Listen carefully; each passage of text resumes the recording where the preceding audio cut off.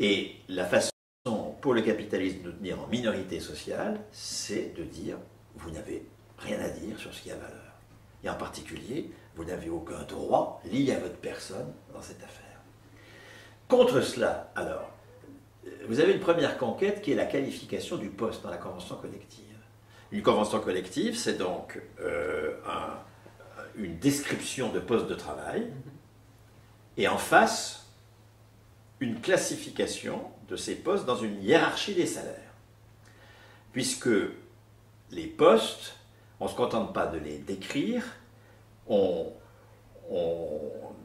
les définit par des critères qui renvoient à leur contribution à la production de valeur, en termes d'importance du poste dans le procès de production, de type de diplôme souhaité pour ceux qui le tiennent, de responsabilité liée à ce poste, de pénibilité du poste, etc. Ces critères-là vont permettre de qualifier le poste, c'est-à-dire d'attribuer à ce poste un niveau de salaire. Alors vous voyez bien qu'on n'est plus sur le marché, des forces de travail que l'on paye à leur prix dans cette affaire. On est dans autre chose, dont on verra que c'est toujours le marché du travail, hélas, mais qui est quand même déjà une conquête. Ce n'est pas la somme des besoins dont les individus sont porteurs qui va définir le salaire, mais c'est la contribution du poste sur lequel ils sont à la production. Là, on entre dans quelque chose qui renvoie à la production de valeur, alors que le salaire comme force de travail nie complètement cette affaire. Là, on a quelque chose qui renvoie à la production de valeur, et donc qualifier le poste, c'est déjà une victoire. Et c'est obliger l'employeur à payer la personne, non pas au prix de sa force de travail, mais à la qualification du poste. Et ça a été le cœur de la bataille syndicale dans les années 50, 60, 70, ça a été de créer des conventions collectives et d'imposer grâce à l'État qui a joué ce rôle-là aussi, d'imposer leur respect par les employeurs, même si en permanence les employeurs ont bien dit attention, on définit les minima salariaux, jamais les salaires réels. Les employeurs veulent garder la main sur le salaire réel pour pouvoir y glisser subrepticement des éléments de prix de la force de travail toujours. Donc ça, c'est une première conquête.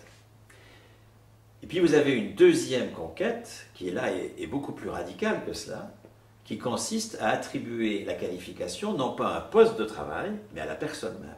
D'accord, donc ça c'est la fonction publique. C'est pas que la fonction publique, c'est la fonction publique, ça on va y revenir, mais c'est aussi la retraite, c'est des tas de situations qui, elles, sont payées par la cotisation. On faisait allusion à la cotisation, ça fait partie de cette affaire. Si on prend la fonction publique, on a donc des personnes qui passent un concours, et ce concours, ce n'est pas un diplôme, justement. Hein. Le diplôme, nous sommes dans l'ordre du travail concret. Le concours est dans l'ordre de la qualification. On est dans l'ordre de la valeur économique, pas de la valeur d'usage.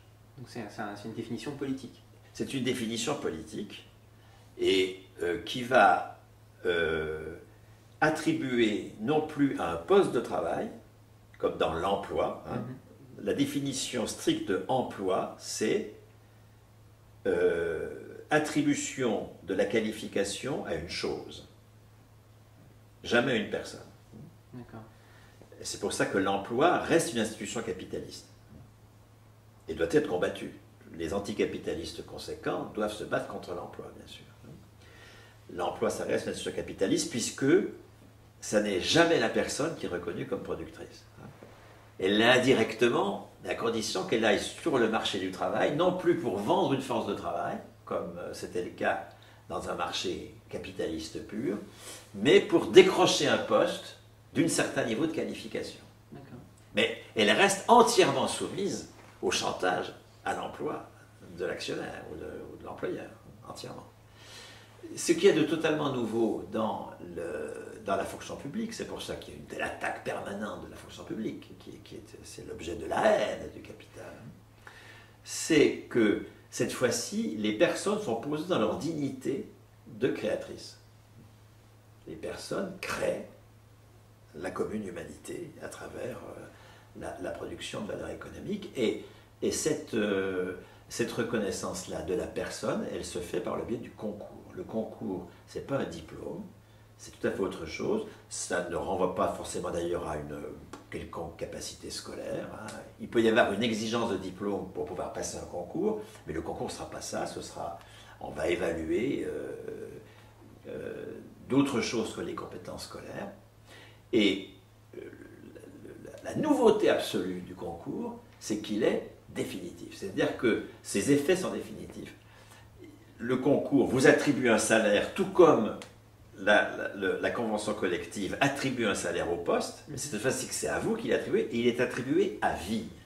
C'est entièrement nouveau. Je suis, moi, attristé, je dois dire, que les partisans du revenu de base ne voient pas qu'on a infiniment mieux que leur foutu revenu de base. On a ce salaire à vie qui est là, qui ne demande qu'à se généraliser pour peu qu'on mène la bataille politique pour le faire, et qui est entièrement négateur du fond du capitalisme, c'est-à-dire le fait que nous sommes niés comme producteurs.